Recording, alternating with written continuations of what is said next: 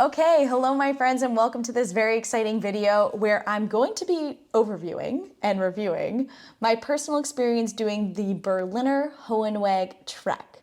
So the Berliner Höhenweg is one of Austria's most famous, dynamic, and also challenging treks that you can possibly do. I actually did the half of the trek. So I have limited vacation days. I actually have a full-time job. So I did the half to save my vacation days, but to also get the experience. And we followed a very specific route. So the route that we followed contained, in the span of 5 days, 4 mountain huts. So I started off on day 1 at this lake. It's called the Stillup Reservoir. And from there, we went to the Kasseler Hütte. From the Kasseler Hütte, and I'm probably not pronouncing these very well, we went to the Greizer Hütte. From the Greizer Hütte, we went to the Berliner Hütte, and from the Berliner Hütte, we went to Furtschaglhaus, which is the last hut. And then from there, we went back into one of the cities where we caught a bus and we went on the shuttle back to the main city, which is Meirofen. So I'm going to post a table which contains all of these, including the contact information of the huts, so that if you wish to book this trek, you technically could do it without the organization I used, even though I'd recommend them. So let's get into that next. I booked using an organization called Bookatrekking. They were honestly phenomenal. They booked all of the huts for me, which was great. They booked my half boarding, which basically means my breakfast and my dinner every single day at the huts. And in addition to that, basically lunch was included because at breakfast, everybody at the huts would make themselves sandwiches using whatever breakfast foods were available, put them in a ziplock bag, and bam, you have lunch as well. So Bookatrekking charged me 848 Canadian for the 5-day trek, which I mentioned included accommodation, which included food, and included an app called Komoot, which helped me navigate all the way from point A to point B every single day. Next thing that I wanted to chat about was physical fitness level. So as you know, if you've been following my channel for a while, I'm a fitness instructor, I am a yoga teacher, so I thought in my head, Jasmine is in great shape, Jasmine's gonna be great. However, it was honestly quite a difficult trek. I would recommend walking or running and potentially even wearing a backpack as you do so in the weeks leading up and increasing your distance every single day to maybe reach about 20 kilometers with a backpack. That'll be a great way to train. It will make the trek more comfortable. I did not do that. I probably should have done that, but I was kind of busy in the weeks leading up, so it didn't quite happen, but I was still fine. In terms of preparation, hiking shoes are a must. Hiking shoes go up to the ankle. Why? Because we need support on the ankles when we're hiking. It prevents you from rolling an ankle, and I would definitely recommend getting a good pair, especially if you're planning to do more treks like me into the future. Number 2, they recommend bringing hiking trousers that are basically like zip-off trousers. I honestly didn't see the need to invest in them. I literally wore leggings every single day of the trek, and I brought 3 pairs. Next, they recommend 2 base layers. I did follow that rule of thumb. I brought this shirt, literally wore it 3 out of the 5 days or whatever. And then I had one other shirt, which is tan color. It worked really well for the trek. They recommended bringing a fleece or a down jacket. I brought this jacket that basically can be compacted into a little tiny ball. In addition, before I zipped up that jacket that compacts into a ball, I actually added in a pair of gloves, and I also brought a bandana in case it was cold for my ears or even just to block any sweat. And they recommended bringing a rain jacket. I brought 2 disposable ones, and the reason I brought disposable is just because they're lighter. Socks, underwear, brought enough for every single day, plus a couple extra. I also brought 2 sweaters. So this one you see me wearing right now. And I brought my brother's ski sweater, which he kindly let me borrow. I used this one for during the day, so it got very sweaty and gross. And then I used my brother's for in the night. I brought a long pair of pajama pants, a short pair of pajama pants, and then a t-shirt. Let's talk about gear next. Obviously I had my backpack. I bought a 40-liter backpack from Decathlon. It had a rain cover built in. It was fabulous. Next was sunglasses, which I did indeed bring and buy. Make sure you get polarized glasses so that you're actually protecting your eyeballs. Trekking poles, technically you're supposed to bring 2. I only brought 1, and I also got it from Decathlon, which I will put in the notes. Headlamp, definite yes. I bought one from Decathlon also. I also brought a pair of flip-flops, which I used in the huts. Sleeping bag liner and pillowcase was something they recommended. I brought it. I bought it from Amazon, but I wouldn't recommend bringing it. All of the huts, they actually had blankets and stuff like that that you can use. Travel towel, you will need this. This is critical. For showering, it's critical. For if you take a dip in a glacial lake, it's critical. Bring a travel towel. It's a very compact little towel. I already had one at home, so I didn't buy a new one, but you can get them pretty much anywhere. You're gonna want something that's lightweight and something that dries quick.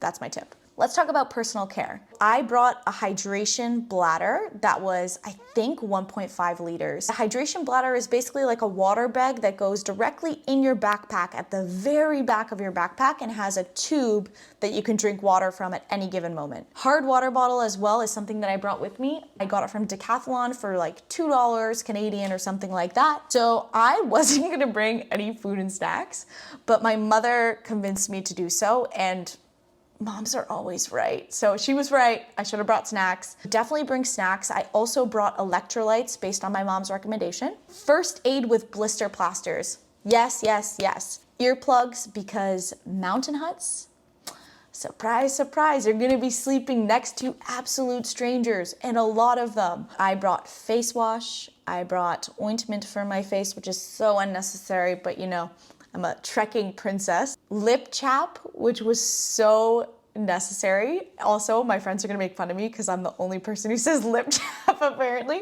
Chapstick, I think is what normal people say. Toilet paper is so necessary. I put it in the top pocket of my backpack because if you go pee in the forest or on the trek, you're gonna need it. Sunscreen was super necessary. I went in August, and the thing about the mountains is you don't know what to expect. So you have to be prepared for everything. Like, it was actually snowing before I got onto the mountains. And the reason I know that is because Bookatrekking sent me an email. Oh, for women, feminine hygiene products just in case. Okay, so that covers personal care quite well. I'd also recommend bringing ample Ziploc bags for 2 reasons. Reason number 1 is you're gonna want bags for your lunches every day. And number 2 is you're expected to carry your garbage all the way throughout the trek back down with you. Definitely bring like your identity cards. They recommend travel and or mountain insurance. Thankfully, my work had travel insurance, so I used that. Cash, I would recommend bringing about, this is like dramatic, but like 20, actually maybe not, 250 euros. Should be good. Anything additional you buy at the huts will be charged. So beer was a big expense for a lot of us at the end of the day. In addition to that, I brought a physical map just in case anything happened with Komoot, chargers, power banks, and adapters. And then that's basically it. The next thing that I thought you guys would be interested in learning about is what the actual experience was like. There's definitely technical portions. You're gonna have moments where you're using cables, you pass glaciers, you pass waterfalls, like it's the whole shebang. And I'll post some pictures so you can see what it's like. That's basically the trekking life. For most days, I was walking, I would say on average between 6 and 7 hours. That's including breaks, so they're pretty long days. Obviously, your pace will depend on how fast you go, if you're taking a lot of breaks or if you're taking less breaks. For me, what I found most helpful was doing minimal breaks, but doing a slow pace. Another thing that was a game changer, and my friends, if they're watching this, will laugh, side stepping. Most people, when they walk upstairs, you just walk with your toes facing forward. Side stepping is a technique in trekking that I learned when I was in Nepal, where you basically walk up almost on a diagonal and then take it in the opposite direction. So your toes are always facing a little bit to the left or a little bit to the right. The reason that this matters is because it engages different muscles. In the mountain huts, you will be sleeping beside absolute strangers. There's no doubt. On day 1, I was actually shocked. I've been in hostels before, I've stayed in mountain huts before in Nepal, but the ones in Austria were very, very, very authentic. Make sure you crack a window open at night because it gets very stuffy with like 10 to 12 people in one room breathing the same air for hours. Next, showers, hit or miss. Most huts had showers, I would say. Can't guarantee if it was hot water or not, but you would need at least a couple of euros to pay for the water and to pay for the use. Eating was great. I thought the food in the mountain huts was phenomenal. You get very authentic Austrian cuisine. The portions were good. For dinner, they would give you a salad, a soup, a main course, sometimes even a dessert. So you're well fed, there's no doubt. And even some huts will come around and offer you seconds.